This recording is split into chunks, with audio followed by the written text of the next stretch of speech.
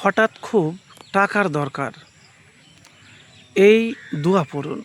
1 মিনিটই আপনার অভাব দূর হবে ইনশাআল্লাহ। তো প্রিয় ভাই, আমি যে দোয়ার কথা বলবো, আমার কোনো বানানো কোনো দোয়া বলবো না আপনাকে, যে বানিয়ে বলে দিলাম। আর আমি শুধু বলবো, দোয়া কবুলের মালিক হলো আল্লাহ, সব কিছুর মালিক হলো আল্লাহ, তার কাছে আপনাকে চাইতে হবে।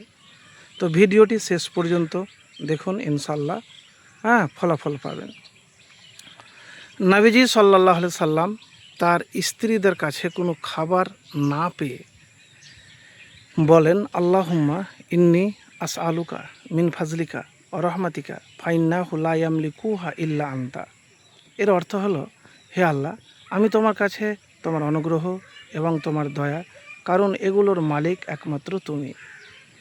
এরপর তার কাছে একটি ভুনা খাসি উপহার হিসাবে পাঠানো হয়। এর পরিপ্রেক্ষিতে নবী করিম সাল্লাল্লাহু আলাইহি সাল্লাম বলেন, এটি হলো আল্লাহর অনুগ্রহ, এখন আমরা তার দয়ায় অপেক্ষায় আছি। সিলসিলাতুস সাহিহা 1543 নম্বর হাদিস। তো দোয়াটি বললাম, যখন হঠাৎ আপনার খাবার হোক, রিজিক হোক, টাকার হোক দরকার, তো মনে মনে এই দোয়া বেশি করে পড়বেন, বেশি বেশি করে পড়বেন। এবার যখন দোয়াটি পড়বেন তখন দুরূদ শরীফ অবশ্যই পড়বেন। আল্লাহুম্মা সাল্লি আলা মুহাম্মাদিন ওয়া আলা আলি মুহাম্মাদ কামা সাল্লাইতা আলা ইব্রাহিমা ওয়া আলা আলি ইব্রাহিমা ইন্নাকা হামিদুম মাজিদ। আল্লাহুম্মা বারিক আলা মুহাম্মাদিন ওয়া আলা আলি মুহাম্মাদ কামা বারাকতা আলা ইব্রাহিমা ওয়া আলা আলি ইব্রাহিমা ইন্নাকা হামিদুম মাজিদ। তারপরে আল্লাহুম্মা ইন্নি আসআলুকা মিন ফাজলিকা ওয়া রাহমাতিকা ফাইন্নাহু লা ইয়ামলিকুহা ইল্লা আনতা। তাহলে আমি যে দোয়াটি কথা বললাম, নবীজির অলৌকিক আমল সাল্লাল্লাহু আলাইহি সাল্লাম। তো এই দোয়াটি আপনি বিপদের সময়তে, যখন টাকা রিজিক সব কিছুর বিপদ, তখন ওই সময়তে পড়বেন, ওই সময়তে পড়বেন।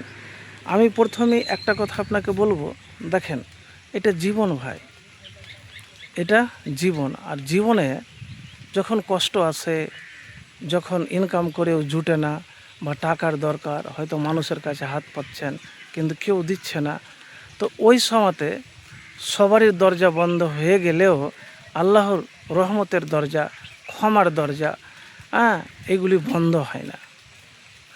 মানুষ আপনার থেকে মুখ ফিরিয়ে নিতে পারে, বারবার চাইলে বিরক্ত বোধ করতে পারে, কিন্তু আল্লাহর কাছে যখন চাইবেন, আল্লাহ আরও খুশি হন।